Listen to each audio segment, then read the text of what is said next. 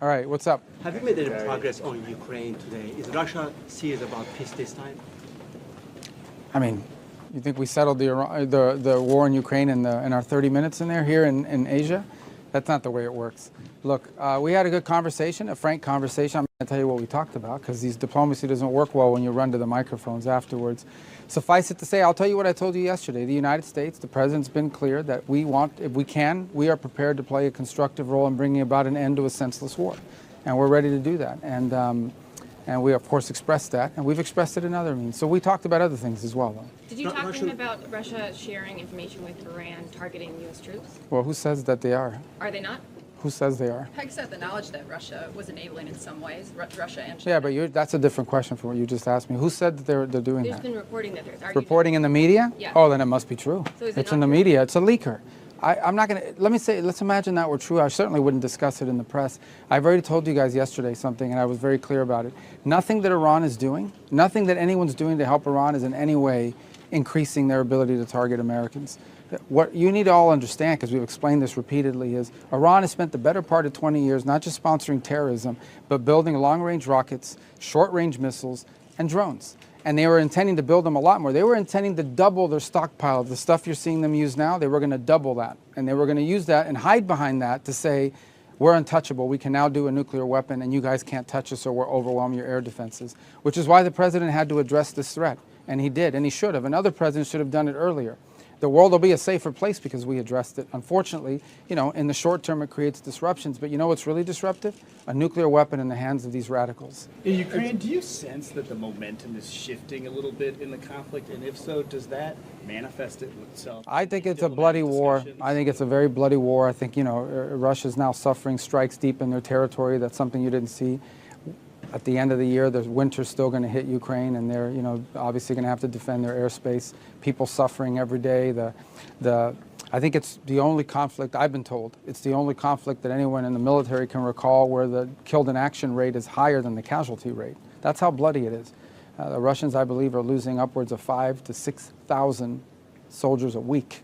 That's a staggering number. Does Lavrov sort of express that? Or well, look, guys, I mean, when I have these talks, these things don't work well unless I come out here and characterize what the other side is saying. Suffice it to say that I think it's obvious to everyone that this war is very bloody. And look, Ukraine's paid a tremendous price as well. I mean, we've seen, you know, civilian deaths, strikes in Kyiv. We've seen some of that increase. Certainly, I mean, this war has not been good for Ukraine either. So I think both sides should have an incentive to bring it to an end. That's been the challenge, is an end that both sides can accept. And we've tried and we'll continue to try to see if we can, you know, find a middle ground that brings this about.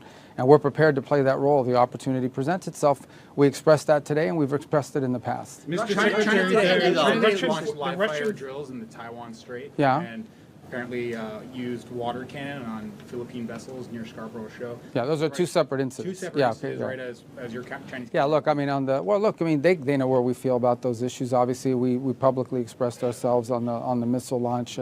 It's a destabilizing event. And on what's happened with the Philippines, you know, obviously we saw that too. The whole world saw it, and it's disturbing, you know, and these challenges and these claims of sovereignty over territory are a growing challenge. That's why we continue to reiterate our commitment to our treaty partners, but also our commitment to freedom of navigation and respect for territorial rights in the region. And it's one of the cornerstones of our engagement in the Indo-Pacific, and especially via ASEAN. And I made that point in every forum that we've had here. Sir, President Trump, he said on True Social that the U.S. is going to bomb and destroy a bridge or power plant every time that Iran targets a ship in the Strait.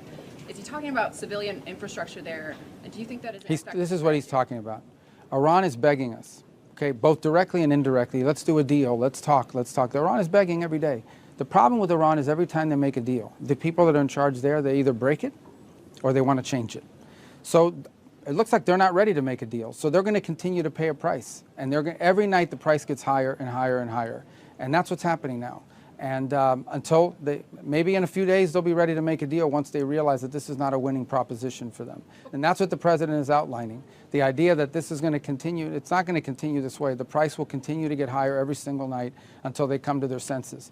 Right now, apparently they haven't come to their senses. And so the president doesn't see a lot of utility in responding to their overtures at this point, because frankly, Iran is clearly not ready to make a deal, at least not one they're willing to live by.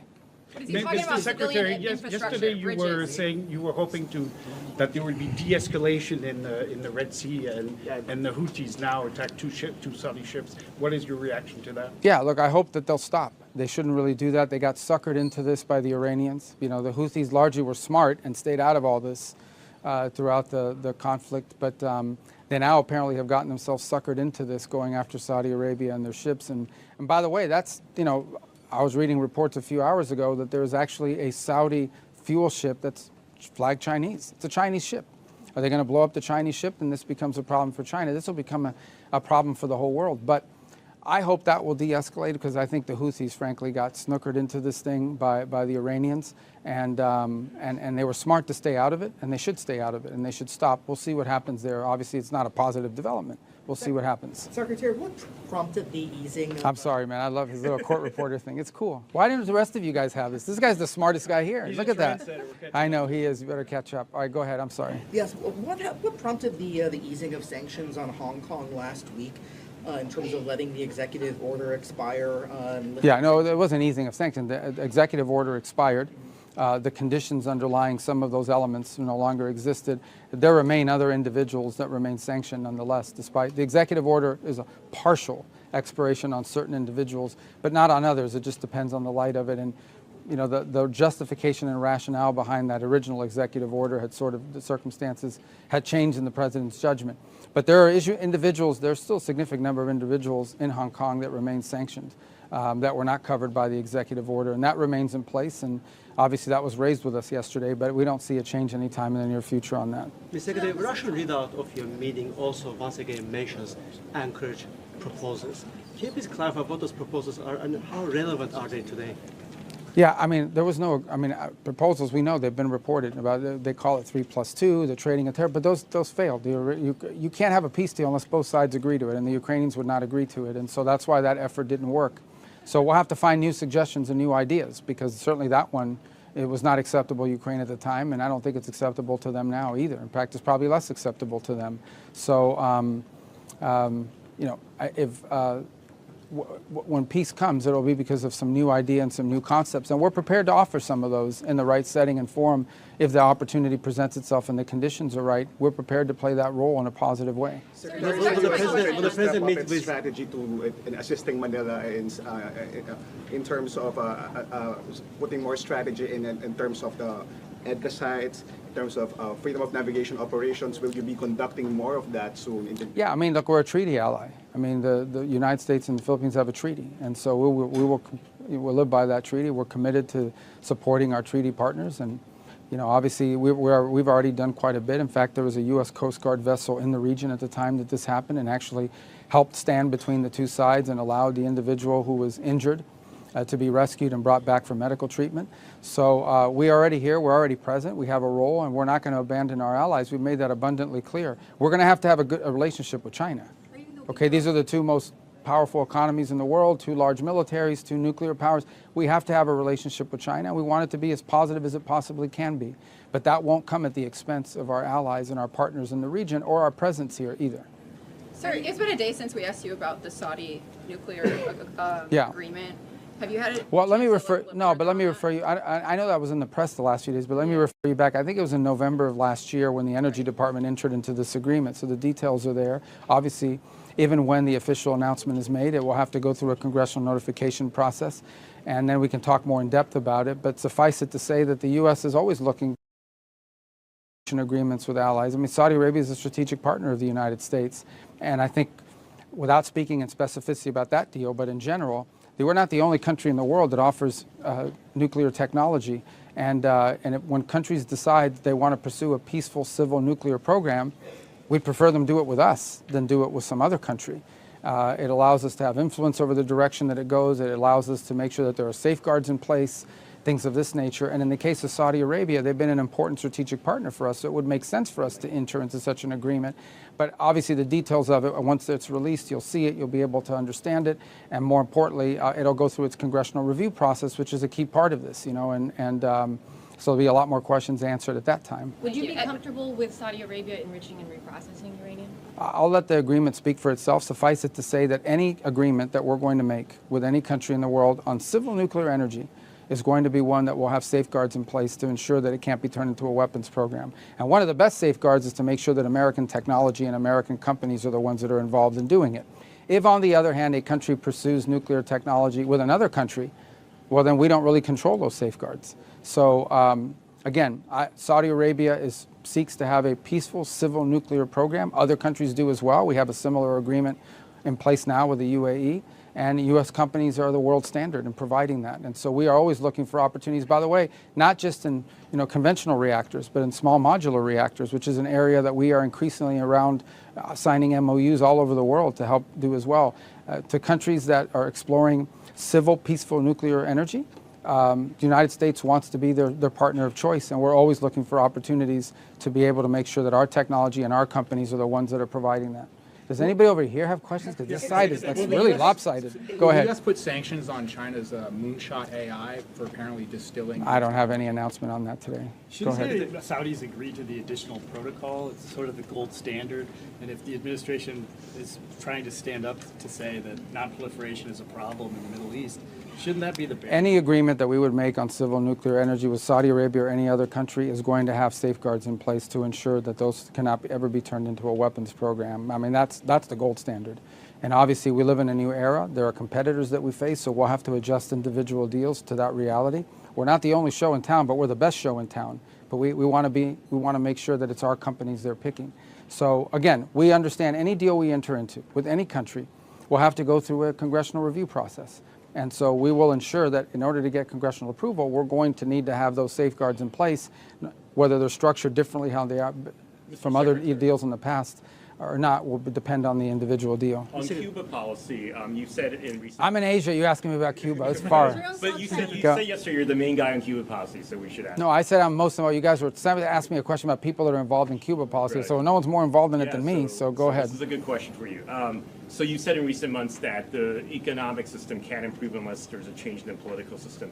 But you've been very vague about what that change in the political system would entail. Can you give us some more details with the Communist Party staying in power but a different leadership, with the Castros still be in power? With So you want me to give you details on our plan? Yeah. Just, Okay, not today. No, I'm not going to do that. I'm going to tell you this. No, here's what I told you, and this is the truth. The people who are in charge of the country don't know what they're doing. They don't know. They don't know how to fix their economy. They don't know how. They don't understand basic concepts. And I think the challenge that Cuba has faced for the last 15 years is they want to somewhat improve their economy, but they're afraid that if they improve it too much, they'll lose political control over people. That's the challenge that they face. So I think for us, we're looking for an opportunity to influence the direction that goes, because it's 90 miles from our shores, and we want Cuba to be prosperous. We want Cuba to be free. But in that sense, on the level of detail you're asking me, suffice it to say that as long as the people that are in charge think the way these people think and act the way these people act, it's going to be difficult for them to make the changes that need to be made in order for Cuba to have a better future. Because they just really, they don't understand it. Some of them are incompetent, and some of them just basically don't understand, and others are just so recalcitrant that they'd rather destroy the country than ever walk away from a failed ideology, although I think the number of people in that category is less than it's ever been.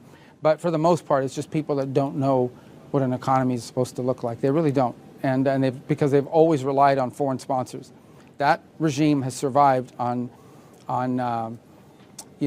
subsidies from the Soviet Union and then from Chavez. This is the first time they don't have a sponsor that's giving them subsidies for free. And they don't know what to do with themselves, because all they've done is freeload off these countries for all these years. The people of Cuba deserve better than that. Did you have a question? Yeah. What are your thoughts on the appropriate defense spending for allies like Japan and the Philippines? What is my opinion on defense spending, appropriate defense spending? Well, we've communicated that to them. But look, at the end of the day, I still think that these are partners and allies, but we want countries to assume more responsibility for their own security. And for the most part, I think the countries in this region agree. And so the U.S. will continue to do its part. But by the same token, we're now, in many cases, dealing with advanced and wealthy economies who have the ability to spend more on their own defense. And they should. I think the primary responsibility of any government is the national security of their country. So, but I don't think it's a point of conflict between us and the region. Back on my other question. Yes. Secretary of South China Sea, are you looking to at least step up this support that you've mentioned, especially near the Ayungin Shoal, where the U.S. Commission BRP Sierra Madre is stationed? Yeah, look, again, we have a treaty agreement with the Philippines that we intend to keep. We have a treaty agreement with that we intend to live by. And we have had a long-standing defense partnership. We don't view that as a hostile act towards anybody. We view it as keeping our commitments to long-term allies with whom we have many shared values, shared history, and we hope shared future. Venezuela, you said that next month, I think, they're going to start this transition First week of talks. August, yeah. Yeah, between the interim government and The 2015 Assembly. The 2015 Assembly. Is there going to be a direct role for Maria Corina Machado and her opposition movement that won the Well, that's up to the Venezuelans to decide. I'm sure she can play a role if they allow, if they want her to. The 2015 National Assembly is the government that we recognized up. That's the government we had recognized up until these changes when we have these interim authorities. But we think it's a really good development. In the end, I would say that in order for Venezuela to have the reconciliation that that country requires to move forward on all these other projects, every element of Venezuelan society needs to be represented. And obviously Maria Corina represents an important element of that. I mean, she's got supporters there and people that are supportive of her. And there are others as well. But a reconciliation process, we are there to facilitate it, not to dictate it. And we will certainly provide guidance and support in the direction that it moves forward. We think it's important for the country to do that. And there's a lot to work on. I mean, if you think about in a country like that, that's been under a regime now for 20 to 25 years, political parties have to transition from being street protest movements to electoral forces. You have to have a free and open press so you can communicate it. You have to have an electoral council that actually accurately count the votes. You have to have enough security in the streets to ensure that the ballot box is safe and people aren't being intimidated. There's a lot that goes into an election. Then creating the infrastructure for an election that really was not invested in for a very long time, and in some cases they were hostile towards. So there's a lot of change to happen.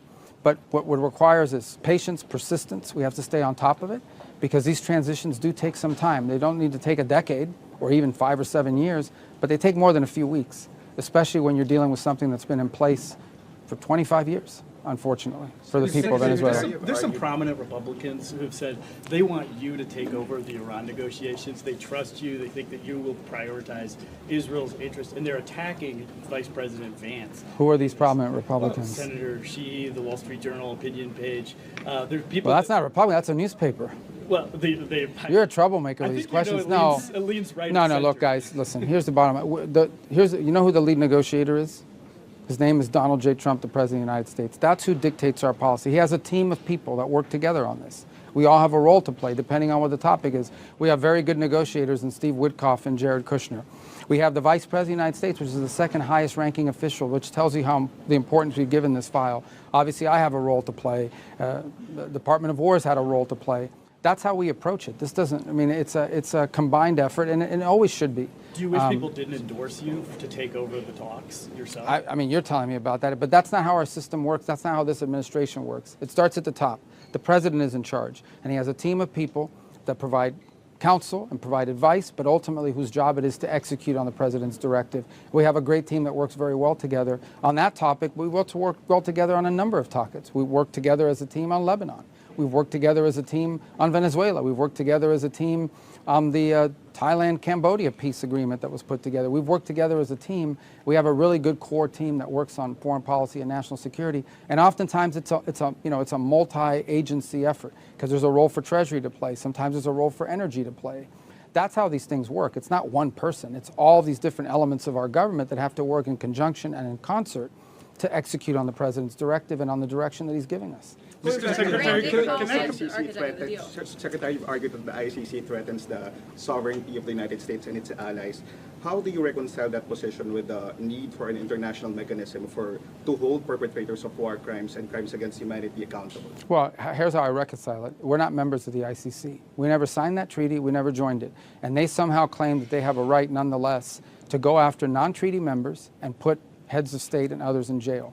We've long had quarrels with them, and we have lunatics and crazies involved in the ICC that are talking about charging members of the U.S. military, maybe even the president or a future president, with crimes. I mean, it's not going to happen. It's just not going to happen. We are not members of that court. We never signed on to that treaty. They need to understand that. If people want to sign on and be a part of that stupid organization, they can. But we're not going to be a part of it, and they're not going to apply their jurisdiction to Americans. That's just not going to happen. We're not going to tolerate it now or in the future. And we've warned them about it repeatedly. And now they're going to see the consequences of ignoring us. Mr. Secretary, can I come back to Ukraine, please? You want to go back to Ukraine? Oh, as a question, you're As saying? a question, okay. yes. Yeah. And you're meeting with Mr. Lavrov. The Russian Foreign Ministry issued a statement saying that Mr. Lavrov told you or asked you or said to you that the U.S. needs to stop arming Ukraine. What was your reaction? And there's a statement. They said that. Yeah, I know. I mean, I don't know what their statements say. I know what happened in our meeting. At the end of the day, what did you say? Well, first of all, the U.S. position on it is we sell arms. Yeah. We sell arms via Pearl, which is an initiative we have through NATO. And that's what we're involved in. There's been no change to our policy in that regard. We want a peace deal. We want the war to end. Yeah. We're prepared to play whatever positive role we can to end the war. And that, in order to end this war, will require something that both Russia and Ukraine can agree to. That's not going to happen at a press conference. That's not going to happen in one meeting here in the Philippines. That's going to require a lot of work. We've invested in the past in it. It was unsuccessful, or at least unfruitful at the time. If conditions and factors have changed to make that possible, we're ready to go. The President's committed to that, and every single day, if we identify an opportunity to make a difference in that, we will. Because in the end, what the President most cares about is not the stuff people are, well, here's what he most cares about, that people stop dying, that people stop being slaughtered, that Ukraine no longer, you can go on and live in peace, and Ukrainians can move back to their country and rebuild it, that young Russians aren't being killed at the tune of 5,000 a week in the battlefield. He thinks it's a stupid war. He thinks it's a senseless war. And if we can play a role in bringing it to an end, we're going to use the power and influence of the United States to do so. And we're prepared to do that if the opportunity presents itself, and I hope it has, and I hope it does. And that's what we've communicated consistently, to both sides, by the way. On that line, Mr. Secretary, you said that you are open for new ideas. Now that you met with Lavrov, are you and the President prepared to sit down with your counterparts, Ukrainian counterparts, if they visit Washington next week for the funeral? Well, I don't know if they're coming next week or not. I think President Zelensky had expressed an interest in coming. We've met. I mean, we'll meet with them. We've met with them often. We talk to them often. In fact, we saw them 2 weeks ago in Turkey. I would argue we've probably met with the Ukrainians far more times than we've met with the Russian side, and I'm sure we'll meet again in the future. Whenever that is, we're always open to meeting with them. On Trump's statement about the bridges and the power plants, just want some clarification. Do you rule out striking civilian infrastructure? I think I saw, guys, I saw Arachi, their foreign minister, who the other day say or something about their policies, an eye for an eye. The president's policy is a head for an eye. I mean, honestly, that's what it's going to be. I mean, they will pay a very heavy price for the things they're doing. They're already paying a very heavy price. You guys don't know it because you don't cover it. You're not in Iran. You're not in the street. They don't have a free media. But they're going to continue to pay a very heavy price. Their industrial base has been decimated. Their defense industrial base has been decimated. They're losing launchers. They're losing radars every single night.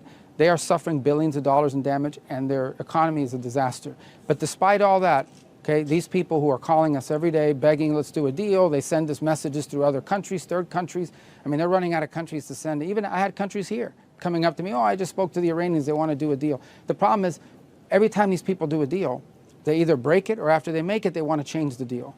So they're probably not ready to do a deal yet, but they will be soon because the price they're paying is very high despite their tough talk and their flowery language and their stupid Lego videos they put out. I've never seen them, but they put these things out on social media. Despite all that bravado, they are suffering tremendously, and they're going to suffer more until they come to their senses. They're not there yet, unfortunately. Which countries came to you? Oh, I can't tell you who told me that. I mean, then I'd be betraying the confidences. There's some of them that are here, yeah, and every day I get a text or a call or a signal message from a foreign minister. Oh, so-and-so called me. The Iranians want to talk.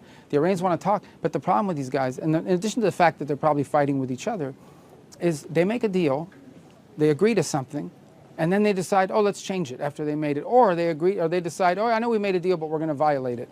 I mean, these people, unfortunately, they aren't ready for a deal. I think they'll be ready soon, though. Do you think there's going to be a big escalation by the United States in the coming days? That's the president's decision to make. They're going to pay a price. They're already paying a price every single night. I mean, you can't do the stuff they're doing for free. They're going to pay a price. On Russia and Ukraine, did you talk with Wang Yi about any influence that China might be able to exercise to help bring that war to an end? We didn't discuss in our meeting. No, we didn't discuss Russia and Ukraine. We had a lot of other stuff to talk about. Secretary, did you discuss with Wang Yi the issue of technology and whether that will be on the agenda for the September leadership? Well, that's a broad topic. Technology, like what? AI, What do you mean? AI discussion. Oh, AI. Yeah, look, I think that they've expressed they'd like to see some global governance about what AI is governed by. Obviously, you know, I'm not sure we're aligned on that point yet, but you know, that topic has come up. I think they've expressed an interest in discussing what the rules are going to be for how AI is used in the future. And I think that's going to have to be an international conversation. So, you know, we have some ideas about what that should look like and what those standards should be, and we maybe they're different from theirs, but we didn't go into great depth on that topic. But it's an issue that came up in Beijing as well. Just final point on Iran. What is Iran's off-ramp? Is diplomacy running out of time? With Iran, I just don't think they're serious about making a deal. These guys, I mean, the more the president's gotten to know them, the more he's come to that realization. I mean, he said it yesterday, I believe. He gave a speech in Georgia. These guys, the problem with them is you can't make a deal with people unless they're going to keep it. And these people make deals and then they break it almost immediately. Or they decide, oh, let's change the deal. That's not how deals work. I mean, they violated the MOU within days of it being implemented. We kept our end of it, so now they're paying the price for it. And maybe they'll change their mind here over the next few days as they continue to suffer great losses. Mr. Secretary, you know the Senate better than most anybody. They're debating the new military policy bill right now after the House passed it.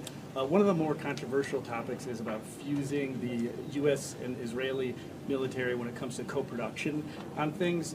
Do you have any sovereignty concerns about that? If there are situations where the United States wants to send weapons, Iron Dome came up with Ukraine when the Israelis... You asking about NDAA? Yeah, I mean, that largely the Department of War manages that legislative portfolio, so I'm aware of the provision you're discussing that involves cooperation on technology. And look, at the end of the day, the truth is we do that with countries all over the world, right? I mean, if somebody, well, I haven't read the specific provision in terms to tell you in detail. I understand that, I understand the topic though, because it's not new. You know, on air defense, for example, we've long cooperated with the Israelis. Look, if we have a breakthrough in our system or they have a breakthrough in theirs, we could share that in a way to improve our own systems as well. So if they've come up with some novel way of defeating drones, for example, of course we would want to have that and benefit from it. By the way, they're not the only country in the world that we would do that with. We do that with other countries as well. So I think that's the provision you're referring to, and that's something we're already doing. I mean, that's something that already exists. But I don't think there's any, that's different from sovereignty. I mean, it's not like U.S. forces are going to come under the command and control of a foreign general or anything of that nature. But when Ukraine was asking for Iron Dome, the United States and some lawmakers, including Lindsey Graham, wanted the U.S. to send Iron Dome battery that was in the East Coast. Netanyahu vetoed that. That was the co-production. But anytime you enter into co-production, we have those restrictions too. I mean, if we provide weaponry to a country as part of an agreement, they can't transfer that to a third country without our approval. We do the same thing. And Israel's not the only country in the world that does it. Other countries do it with their systems as well. That's just a normal way. When you do arms sales, part of the restrictions is you get to veto them passing it on to a third country. That's not just us to do it or Israel, it's every country. Is President Trump coming to Manila for the ASEAN Leaders Summit in November? I think he'd like to. I don't know what the schedule looks like, you know, yet. I can't commit him to that trip because I don't control his schedule, but he was there last year, and I think that's something that we're going to talk about. It's an important forum, and I think APEC is a few days after.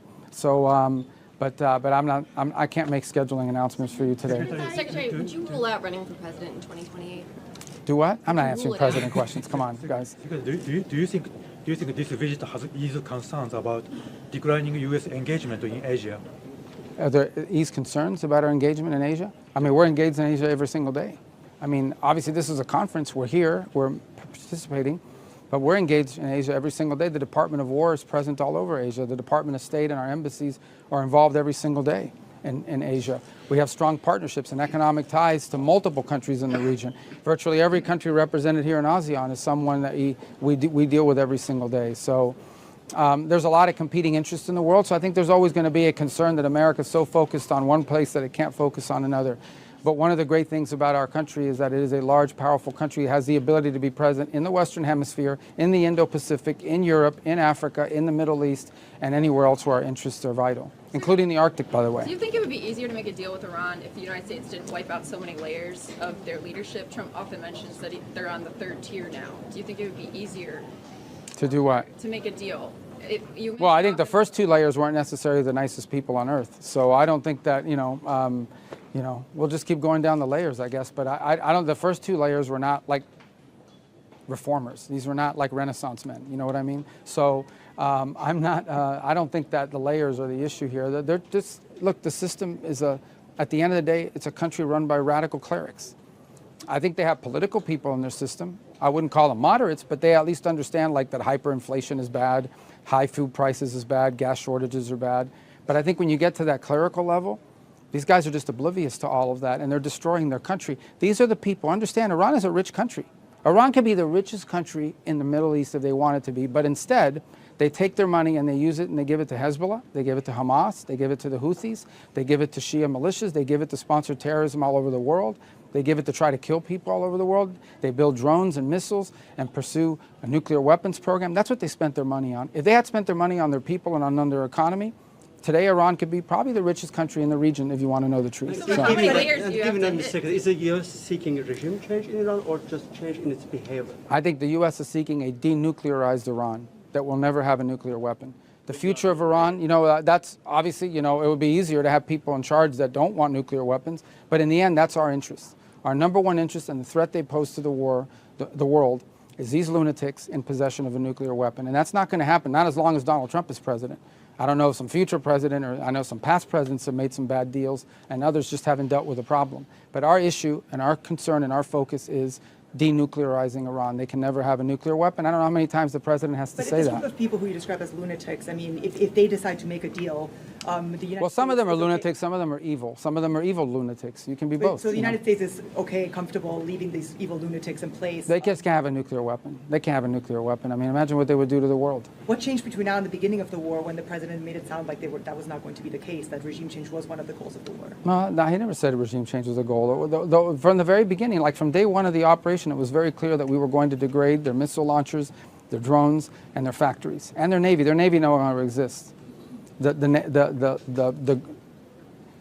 is no such thing as an Iranian Navy. What they have left is a handful of Boston whalers, but they don't really have they don't have a Navy. They don't have an Air Force. Their air defenses are crushed from the very beginning. Now, what the president has pointed to is the fact that the people of Iran deserve better leadership, and they slaughter their own people by the thousands. They shoot them in the head, they slaughter them in the streets. Yeah, we don't like that. I mean, we don't think that's good for Iran. But our goal and our national interest in Iran is they can never have a nuclear weapon. And that's what they were going to try to do if they had been able to hide behind double the number of missiles, double the number of drones. That's where they would have been in about a year had they continued on the pace of construction. Even though their economy was suffering, even though their people were suffering, that's what they were spending their money on, even though they had sanctions. The money that was coming in, they were spending it on those things. That tells you everything you need to know about them. All right, guys, thank you. Thanks.